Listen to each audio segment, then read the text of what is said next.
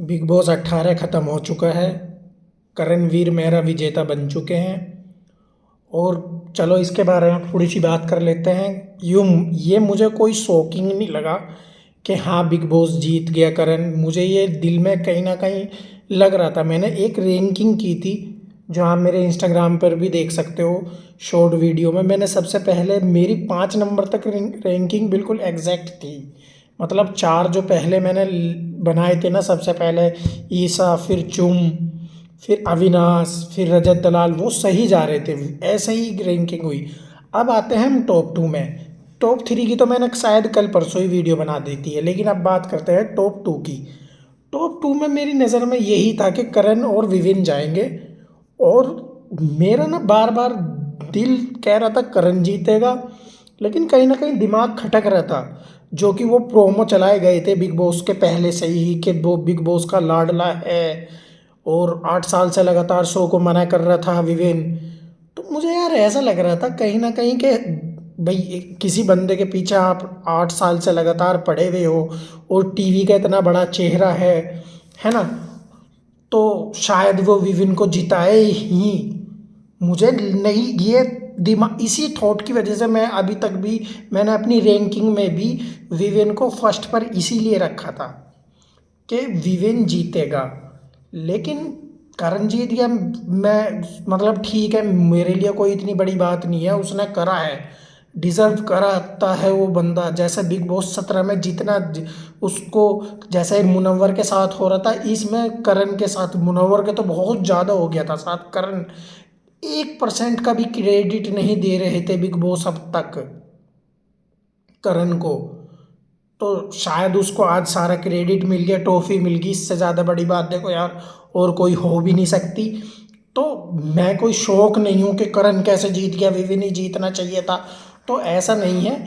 जीतना मेरे मैं वही बता रहा हूँ ना कहीं दिमाग दिल कह रहा था कि करण जीतेगा, क्योंकि यार उस बंदे ने एफर्ट दिया है।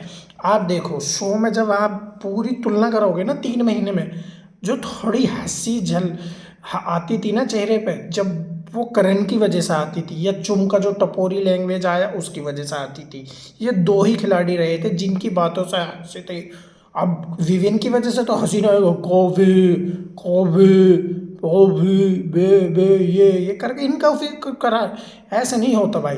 टास्क उसने जबरदस्त करे हैं, लेकिन करण ने भी जबरदस्त टास्क करे, फिजिकल टास्क हो चाहे या एक रिश्ते हो उसको। मतलब एक रिश्ता देखो यार, उसको जहाँ शिल्पा जी ने 2 बार, मतलब एक बार नॉमिनेट कर दिया विवेन को ऊपर रख के, उसे टाइम गोड बना दिया। उसने वहाँ लॉयल्टी नहीं छोड़ी और ना ही इतने ज़्यादा सवाल करे दोस्त से।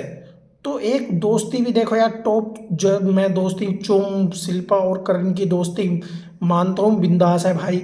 और देखो यार ये रिश्तों का ही शो है।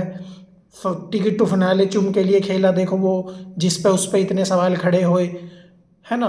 और आप एक भी टास्क देख लो, सारे टास्क उठा के देख लो आप, जब जब देखोगे करणवीर ने हर में बढ़ चढ़कर पूरा तसल्ली से परफॉर्मेंस दिया। सबसे ज़्यादा मुझे खुशी तो इस बात की थी कि चुम ईसा के बाद बाहर हुई, है ना। वो डिजर्व करती थी बंदी चुम, चाहे वो अविनाश से बाद में भी जाती ना, वो भी जब भी कुछ मुझे शौक नहीं लगता, है ना। टॉप 4 में भी मुझे लग रही थी, लेकिन नहीं, ठीक है अविनाश देखो, कहते हैं ना विलन विलन ही होता है, उसने शो में दिया बहुत कुछ है, मैं भी मानता हूँ इस बात को। लेकिन आप देने का मतलब ये होता है ना, आप पॉजिटिव साइड भी दो।